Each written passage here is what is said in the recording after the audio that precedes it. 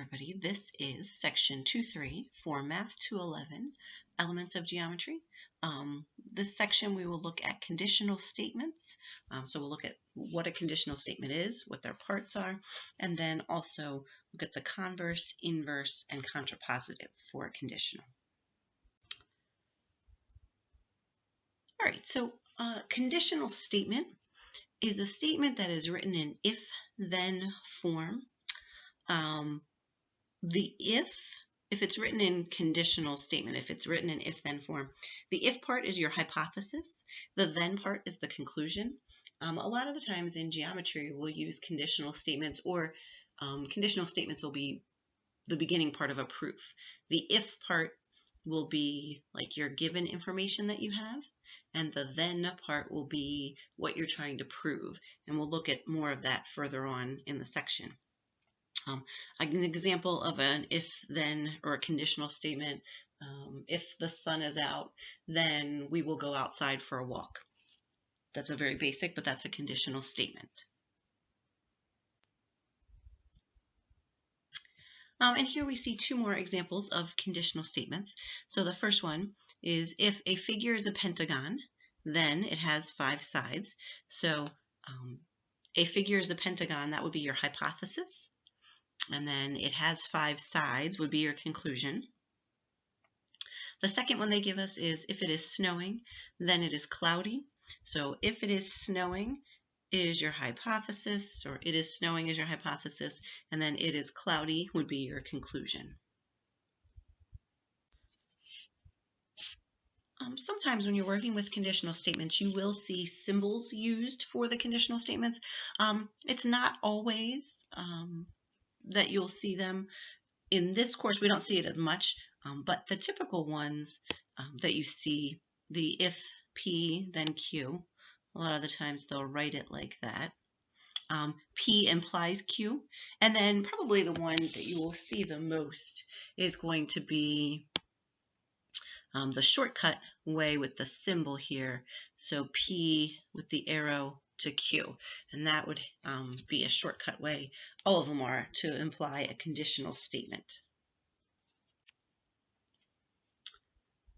All right, so here we are going to identify the hypothesis and the conclusion in our 2 conditional statements. And really what I would like you guys to do is take a second, again, pause the video, try to find the answer or write it down in your notes. And then when you're done, restart the video and we'll go over the answers. Okay, so hopefully you guys paused the video and you identified P and Q. P just represents the simple statement that is the if part. Q represents the simple statement that is the conclusion. So for our first one, we have if an animal is a turtle, then the animal is a reptile. So my P would be an animal is a turtle, so that's going to be P. And then my conclusion is after the then, so the animal is a reptile. That would be my conclusion. For B, if a number is even, then the number is not odd. So if a number is even is our P. Q would be then the number is not odd. The number is not odd would be Q. And that would be your hypothesis and your conclusion for each conditional statement. All right, so next, they are giving us 2 statements, and they want us to write it as a conditional statement. So the first sentence that they give us, or the first 2 statements that they give us, is we have P is a figure is a square, and then Q is the figure is not a triangle. And they want it in a conditional statement. Remember, this is our shorthand for a conditional statement. So to write this as a conditional statement, I would write if a figure is a square, then I'm going to put in my Q, the figure is not a triangle.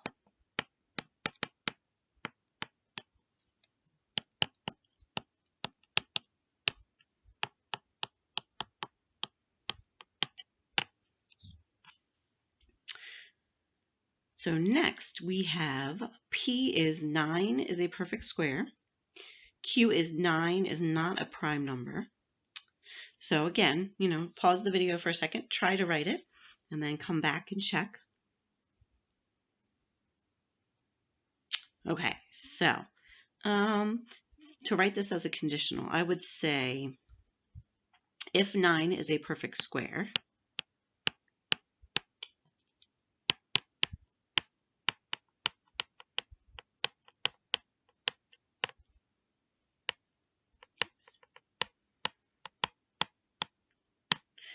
then 9 is not a prime number.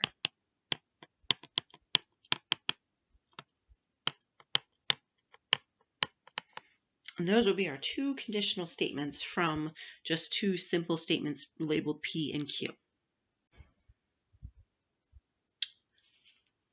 All right, and so now they give us a simple statement, or they give us a statement, and they want us to write it in if-then form. So they really want us to put this in conditional form.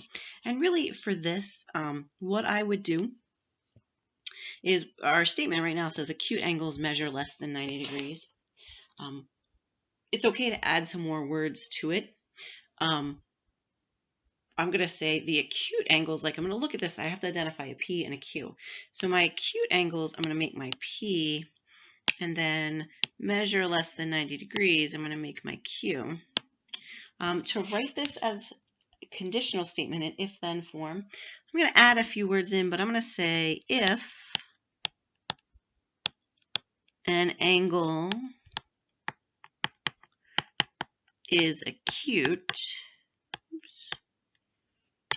then the angle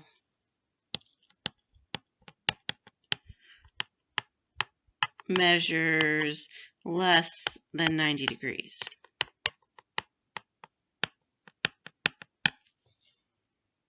And again, yours may vary a little bit, but you do want to have the acute angles being your first part of your if-then statement, and then measures less than 90 degrees to be the second part of the statement. Okay, now sometimes you're going to get questions like, is this conditional statement true or false? And a conditional statement is always true when the hypothesis is true and the conclusion is also true. So both statements, the hypothesis, which is P, and the conclusion, which is Q, both have to be true. A conditional statement is false if you can find a counterexample in which your hypothesis is true, but the conclusion is false. And I kind of think of it this way. So P, they're saying P is true, and the conclusion, or Q, is false. I look at it this way too. T does not come before F in the alphabet. So if I have a true hypothesis and a false conclusion, then the whole thing is false. All right, so here we have two conditional statements, and they want us to tell them if they are true or false.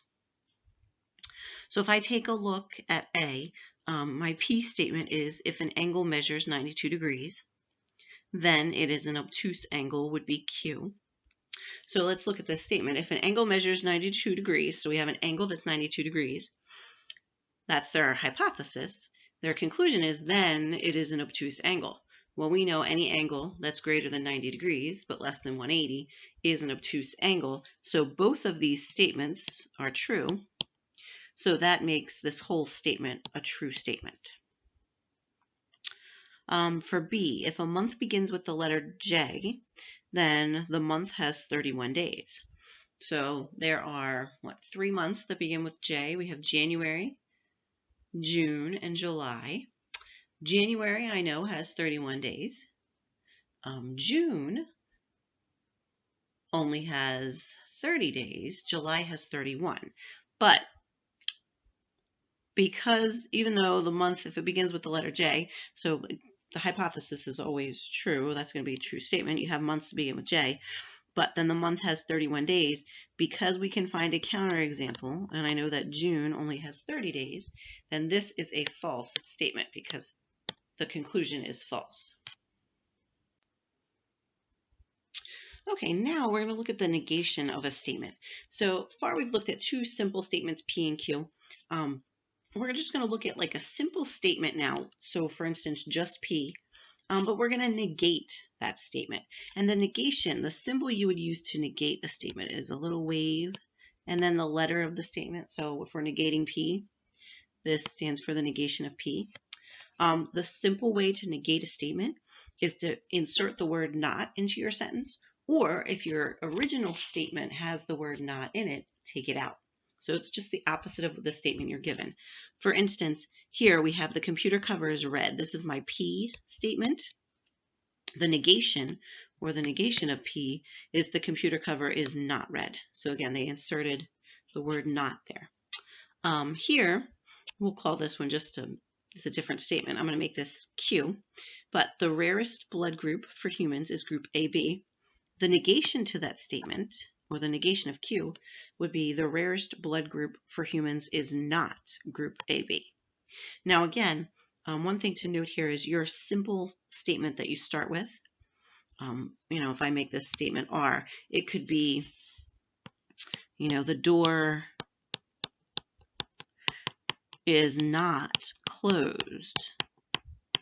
And that's my original statement. The negation of R would be the door is closed.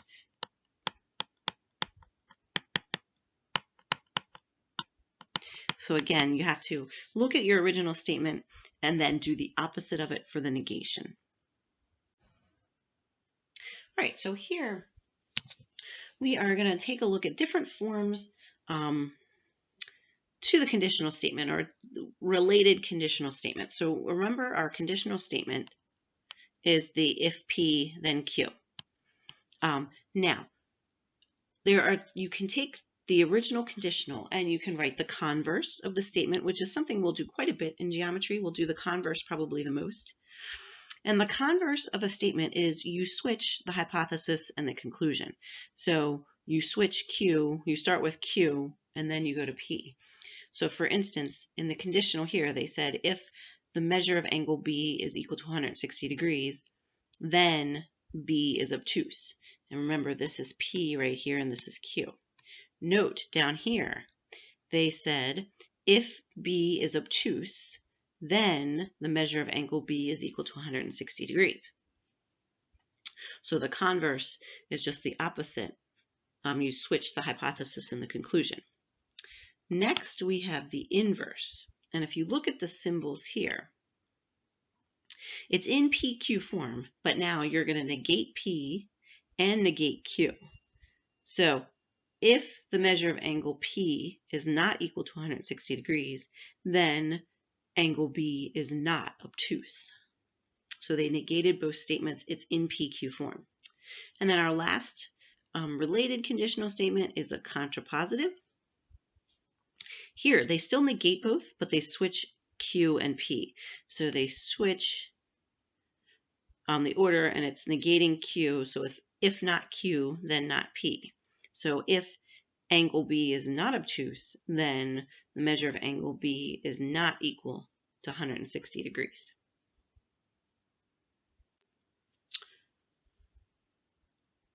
Okay, now we're going to bring up and talk about, just briefly talk about equivalent statements. We won't do a lot with these in geometry. This would be something more if you took a more advanced logic class, you would work more with these. But if two statements are always true or both always false, then we call them equivalent statements. So basically they're saying, even though the statements may not be the same, if they have the same truth values, so they're always true or always false, then they're equivalent. It's like equivalent means, if you have two children and for Christmas you buy one child 3 gifts, then you would buy the other child 3 gifts. They may not be the same gifts, but you have the equivalent number. That's really what they're saying here with equivalency. The chart that we just looked at, the conditional statement and the contrapositive statement in the table are both true and are examples of equivalent statements. So the conditional and the contrapositive are considered equivalent statements. The converse and the inverse together are also considered equivalent statements. And again, it doesn't mean that they're the exact same statements. It just means that they have the same truth value. So they're either both false or both true. Okay, so the last thing that we're going to do is we are going to write the converse, the inverse, and the contrapositive of our conditional statement. My conditional statement is if it is raining, then it is cloudy. So we're going to start with the converse, and that means we're going to switch P and Q. We're going to start with Q. So it will start off with if it is cloudy, then it is raining. So note, if and then don't change places. It's just the two simple statements. Okay. Now the inverse.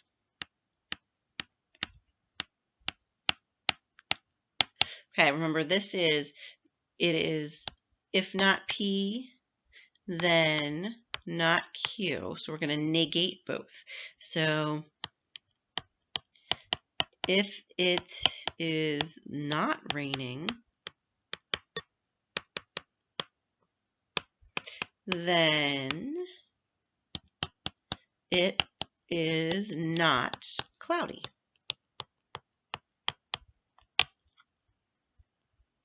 And our last one is our contrapositive.